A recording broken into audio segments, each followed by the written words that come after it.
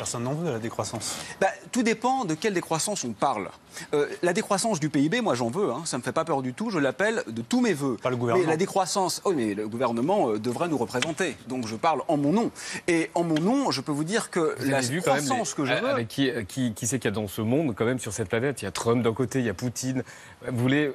Ils sont pas pour la décroissance. Oui, mais c'est un peu facile de faire porter la responsabilité sur les fascistes de l'autre bout du monde.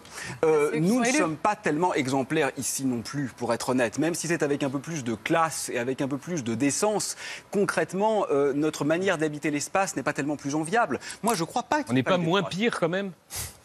C'est un peu compliqué parce que vous savez, la France a un bon bilan de carbone, mais évidemment, elle délocalise sa production en Chine. Donc concrètement, on fait faire aux Chinois ce qu'on ne fait pas ici. C'est un peu facile comme manière de procéder. Qu'on le veuille ou non, c'est pas politique. Ça, pour le coup, c'est scientifique. La quantité d'énergie que nous demande aujourd'hui notre façon de vivre, c'est 3 fois ce que la Terre peut produire chaque année. Donc de toute façon, ça ne va pas durer longtemps. Ça, c'est factuel. On n'y peut rien, c'est absolument certain, et ceux qui disent le contraire sont des imposteurs.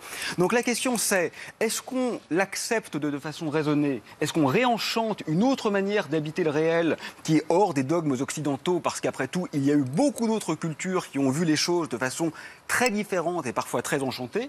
Ou est-ce qu'au contraire, on ne fait rien? Et là, effectivement, la décélération va être tellement brutale qu'elle sera dévastatrice.